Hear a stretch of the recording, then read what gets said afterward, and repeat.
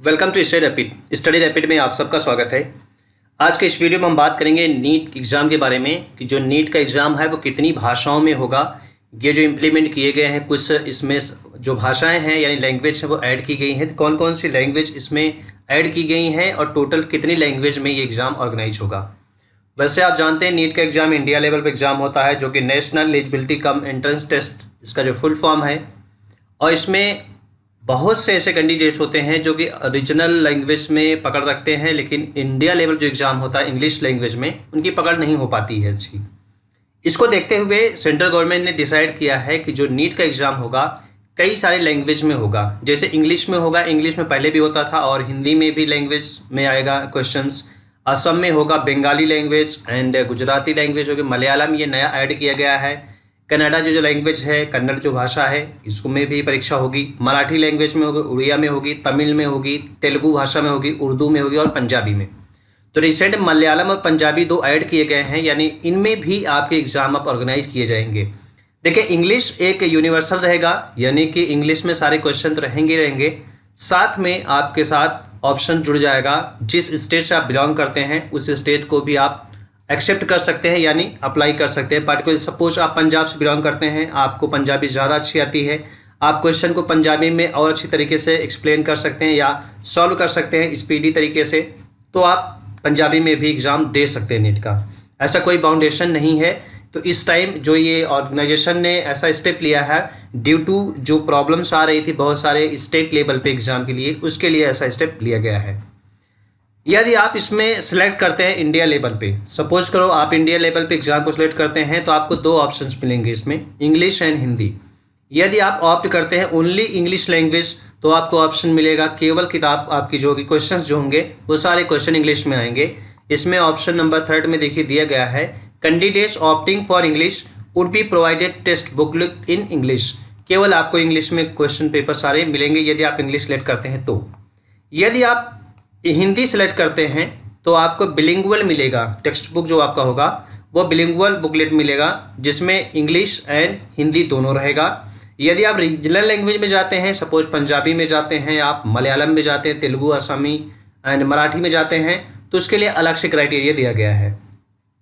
इसमें दिया गया है candidates opting for the regional language would be provided with the bilingual text booklet आपको मिलेगा, selected regional language and English, यानी कि आपको रीजनल लैंग्वेज में भी क्वेश्चन रहेंगे और इंग्लिश में रहेगा। तो ये आपके लिए बेस्ट ऑप्शन रहेगा। यदि आप महाराष्ट्र से अप्लाई करते हैं यानी आप मराठी लैंग्वेज में पेपर देना चाहते हैं तो आपको इंग्लिश में भी ऑप्शन रहेगा और मराठी में भी रहेगा। तो ये एक अच्छा स्टेप है गवर्नमेंट की तरफ से। इससे क्या होगा कि लोगों को क्वेश्चन समझने में आसानी होगी और वो स्पीडी तरीके से सारे क्वेश्चन को आसानी से सॉल्व कर सकते हैं। कुछ इसमें शॉर्ट में इन्फॉर्मेशन जो दी गई उसको भी आप रीड आउट कर लीजिए, जो कि सीरियल वाइज दिया गया है। 13 लैंग्वेज जो इसमें दिए गए हैं इंग्लिश में है, तो ऑल सेंटर्स एग्जाम्स जो होंगे वो इंग्लिश में होंगे। इंग्लिश एंड हिंदी है तो all exam centre in India में अप्लीकेबल होगा। यदि इंग्लिश एंड और आपका हिंदी में है तो ये इंग्लिश एंड असमी में है यानी असम लैंग्वेज में है, तो ये केवल ऑप्शन आपको मिलेगा असम स्टेट में, यानी जितने भी सेंटर असम में होंगे वहाँ पे केवल इंग्लिश और असम में आपको ऑप्शन मिलेगा, बाकी सब जगह नहीं मिलेगा। सपोज आप दिल्ली से कर रहे हैं तो वहाँ पे असम लैंग्वेज का ऑप्शन नहीं मिलेगा। इंग्लिश एंड बंगाली का जो कॉम्बिनेशन है वो भी आपको सेम ऐसे मिलेगा, त्रिपुरा में मिलेगा, अंडमान निकोबार और वेस्ट बंगाल में मिलेगा आपको। इंग्लिश एंड गुजराती करते हैं केवल Gujarat state and Daman and Diu में मिलेगा, दादर नगर हवेली में मिलेगा। इंग्लिश एंड कन्नड़ में करते हैं आप तो सेंटर ऑफ कर्नाटका में आपको एक ऑप्शन दिया जाएगा, अदर स्टेट में ऑप्शन नहीं रहेगा। इंग्लिश एंड मलयालम करते हैं तो आपको केरला एंड लक्षद्वीप में ऑप्शन दिया जाएगा, एंड मराठी में है तो महाराष्ट्र ओनली, केवल महाराष्ट्र में ऑप्शन ये दिया जाएगा। अगर आप उड़िया में देते हैं और इंग्लिश उड़िया का कॉम्बिनेशन लेते हैं तो आपका सेंटर उड़ीसा में होना चाहिए। And Punjabi and English combination लेते हैं तो आप चंडीगढ़, पंजाब, दिल्ली भी इसमें इंक्लूडेड है, तो यहाँ पे ऑप्शन है क्योंकि दिल्ली में बहुत से लोग पंजाबी में राइटिंग एंड स्पीकिंग करते हैं, तो इसके लिए ऑप्शन दिया गया है।